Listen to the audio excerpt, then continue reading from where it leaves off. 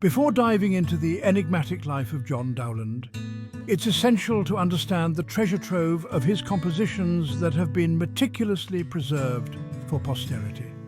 The collected lute music of John Dowland, transcribed and edited by Diana Poulton and Basil Lamb, stands as a monumental work in the realm of classical music. Published by Faber Music Limited in London in 1974, this collection brings to light the intricate beauty and melancholic depth of Dowland's creations. Through these pages, modern musicians and scholars can explore the subtleties of Dowland's lute tablature and keyboard notation, unraveling the genius of a man whose music continues to resonate across centuries. This collection not only safeguards his musical legacy, but also offers a gateway to the soul of a composer who captured the essence of human emotion in every pluck of the lute strings. Now let us journey back to the beginnings of John Dowland, a man whose life and music remain shrouded in mystery and melancholy.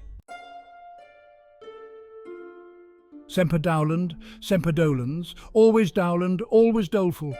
This phrase truly encapsulates the essence of John Dowland, the legendary lutenist and composer of the Renaissance era. Born in 1563, Dowland's life was a tapestry woven with threads of musical genius, courtly intrigue, and a profound sense of melancholy. His music, often tinged with a bittersweet sadness, resonated with the emotional and cultural climate of his time, reflecting the complexities of the Elizabethan and Jacobean eras. Despite achieving considerable fame in his lifetime, Dowland's path was not without its share of shadows. His conversion to Catholicism created obstacles in Protestant England, hindering his aspirations for a court position. This sense of longing and unfulfilled ambition found a poignant voice in his music, making him a true master of melancholic expression. Dowland's music mirrored a broader cultural fascination with melancholy during the Renaissance. This era, often associated with humanism and the rediscovery of classical antiquity, also grappled with themes of mortality, fleeting beauty, and the human condition's inherent contradictions. Dowland's genius manifested most prominently in his compositions for the lute, an instrument he elevated to new heights of expressiveness. His works, characterized by intricate polyphony and a masterful understanding of harmonic tension and release, transcended mere technical brilliance. They became vessels of raw emotion, conveying a depth of feeling rarely heard in instrumental music of the time. Among his most celebrated creations are the Lacrimae, or 7 Tears, a collection of 7 pavans and a galliard, each a profound meditation on sorrow and loss. The haunting melody of the first piece, Lacrimae Antiquae, has echoed through the centuries, captivating listeners with its timeless beauty and poignant melancholy. Beyond instrumental works, Dowland's vocal compositions further cemented his legacy. His songs, often set to texts exploring themes of love, loss, and the passage of time, showcased his ability to capture the nuances of human emotion in music.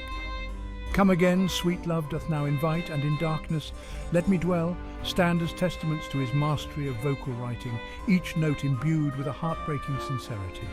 Dowland's ability to weave such emotional depth into his music cemented his status as a singular figure in Renaissance music. His compositions, far from being mere historical artifacts, continue to resonate with audiences centuries later, their timeless themes of love, loss, and longing, transcending the boundaries of time and culture. Dowland's impact extended far beyond his lifetime.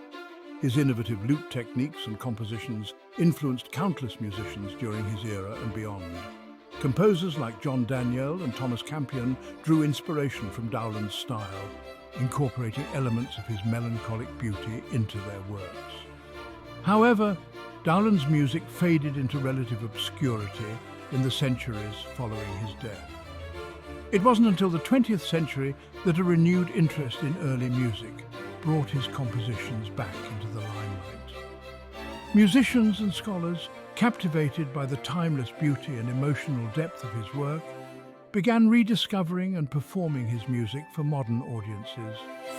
The revival of Dowland's music was part of a broader movement to explore and appreciate early music.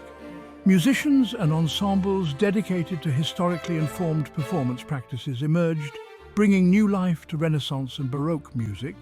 Lutenists like Julian Bream and Hopkinson Smith championed Dowland's works, introducing his music to a new generation of listeners and cementing his status as a true master of the lute. This renewed interest in Dowland's music speaks to the enduring power of his art. His ability to capture the complexities of human emotion in his compositions transcends the boundaries of time and culture, resonating with listeners centuries after his death. Today, Dowland's music continues to enchant and move audiences worldwide. His works are performed in concert halls, churches, and intimate settings, captivating listeners with their haunting melodies and emotional depth. The lute, once relegated to the history books, has experienced a resurgence in popularity, thanks in part to the enduring legacy of John Dowland. Contemporary musicians and composers also find inspiration in Dowland's work. His influence can be heard in various genres, from classical and folk to jazz and even pop music. Artists like Sting and Elvis Costello have incorporated elements of Dowland's music into their own, demonstrating the timeless appeal of his compositions. The use of Dowland's music in film, television, and video games further illustrates its enduring relevance. His haunting melodies and melancholic harmonies have been featured in productions such as Shakespeare in Love and Elizabeth, adding a layer of historical authenticity and emotional depth to these works. Dowland's music, once the soundtrack to the Elizabethan and Jacobean eras, has transcended its historical context to become a source of inspiration and solace for contemporary audiences. His ability to capture the full spectrum of human emotion in his compositions ensures that his music will continue to resonate with listeners for generations to come. John Dowland's legacy is one of enduring beauty and profound emotional resonance. His music, born from a time of great cultural and intellectual ferment, continues to captivate and move audiences centuries later. His ability to translate complex human emotions into exquisite musical tapestries ensures his place as a towering figure in Western music history. Dowland's impact extends far beyond his own compositions. His innovative lute techniques and his mastery of vocal writing influenced generations of musicians, shaping the course of music history. The revival of his music in the 20th century speaks to the timeless power of his art and his ability to connect with listeners across the centuries. As we listen to the haunting melodies of John Dowland, we are transported back to the Renaissance era, a time of great change and upheaval. We feel the weight of history, the pangs of love and loss, and the bittersweet beauty of life's fleeting moments. Dowland's music reminds us that some emotions are timeless, transcending the boundaries of language, culture, and even time itself. In the words of the composer himself, music is the language of the spirit. It opens the secret of life, bringing peace, abolishing strife. John Dowland's music continues to offer solace, inspiration, and a profound connection to the past and the present. John Dowland's influence did not end with his era. In the 20th century, his music experienced a remarkable revival, thanks in part to musicians who recognized the timeless appeal of his compositions. One of the first to bring Dowland's music back into the spotlight was the singer-songwriter Frederick Keel, who included 15 Dowland pieces in his Elizabethan love songs published in 1909 and 1913. These arrangements for piano and voice captured the essence of Dowland's work while appealing to contemporary tastes. In 1935, the Australian-born composer Percy Grainger arranged Dowland's Now, Oh Now, I Needs Must Part for piano. This was followed by his 1953 piece, Bell Piece, Ramble on John Dowland's Now, Oh Now, I Needs Must Part, for voice and wind band, showcasing the enduring adaptability of Dowland's music. The countertenor Alfred Deller's recordings in the 1950s and 1970s brought Dowland's songs to a new audience, further solidifying his place in the modern repertoire. Benjamin Britten's 1963 composition, Nocturnal after John Dowland, for guitarist Julian Bream, and the works of the early music consort expanded Dowland's reach into the realms of classical and early music revival. Dowland's music even found its way into the world of progressive rock with Jan Akkerman of Focus, who recorded an album of Dowland songs in 1973. The complete works of Dowland have been recorded by the Consort of Musici, and notable recordings by artists like Nigel North, Paul Odette and Jordi Savall continue to explore the depths of his compositions. In 2006, the renowned musician Sting released Songs from the Labyrinth, an album dedicated to Dowland's music, performed in collaboration with lutenist Aidin Karamazov. This project included recitations of Dowland's letters, providing a glimpse into the life and times of the composer. Even in the realm of literature, Dowland's influence is felt. Science fiction writer Philip K. Dick referenced Dowland in his works, including the novel Flow My Tears, the Policeman Said, and even adopted the pseudonym Jack Dowland in homage to the composer. These modern interpretations and cultural references demonstrate the enduring legacy of John Dowland. His music continues to inspire and captivate, bridging the gap between past and present, and proving that true artistry is indeed timeless. John Dowland's story isn't just one of musical genius, it's also steeped in intrigue and danger. While he is celebrated today for his melancholic masterpieces, Dowland's life took unexpected turns that placed him at the heart of political machinations. Dowland performed several espionage assignments for Sir Robert Cecil in France and Denmark. Despite his high rate of pay, he was primarily known as a court musician. However, Dowland's own words reveal a darker chapter. He became embroiled in treasonous Catholic intrigue in Italy. He had travelled there with hopes of meeting and studying with the famed madrigal composer Luca Marenzio. Though his religious affiliations were complex, Dowland remained intensely loyal to Queen Elizabeth I, despite harbouring some resentment towards her. The Queen had once remarked that he was a man to serve any prince in the world, but was an obstinate papist. This comment stung, yet it did not deter his loyalty. The plotters in Italy offered Dowland a large sum of money from the Pope and safe passage for his wife and children to join him from England. It was a tempting offer that could have changed his life forever. But in the end, Dowland's loyalty to his homeland prevailed. He declined to participate in their plans and begged pardon from Sir Robert Cecil and from the Queen herself. This episode in Dowland's life adds a layer of complexity to his legacy. It shows a man torn between his faith and his duty, between his ambitions and his loyalties. It reveals that behind the melancholic melodies lies a story of courage, conflict, and ultimate redemption.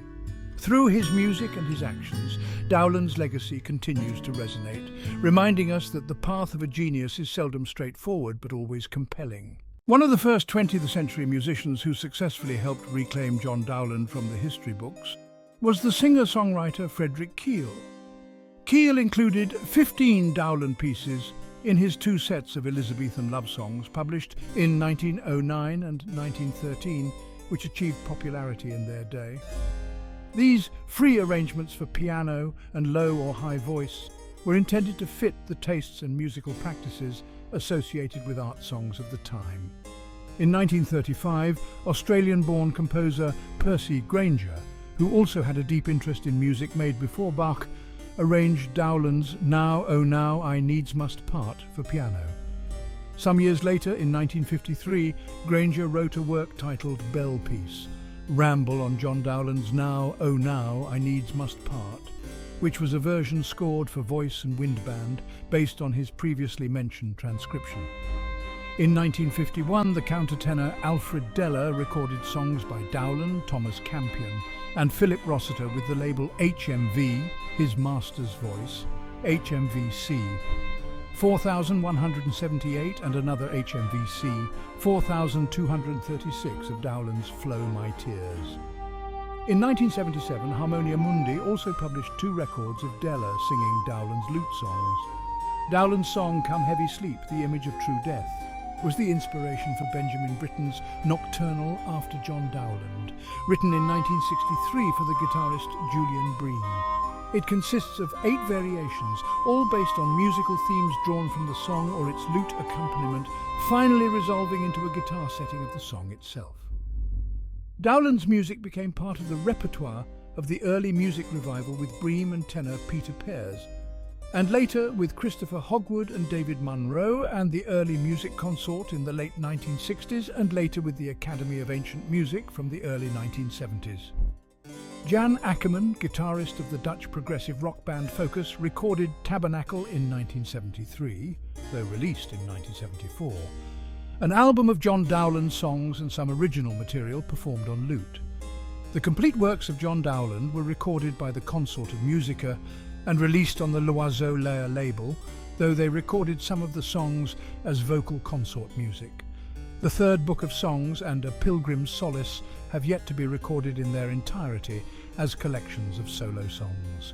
The 1999 ECM New Series recording In Darkness Let Me Dwell features new interpretations of Dowland songs performed by tenor John Potter, lutenist Stephen Stubbs, and Baroque violinist Maya Homburger in collaboration with English jazz musicians John Soman and Barry Guy.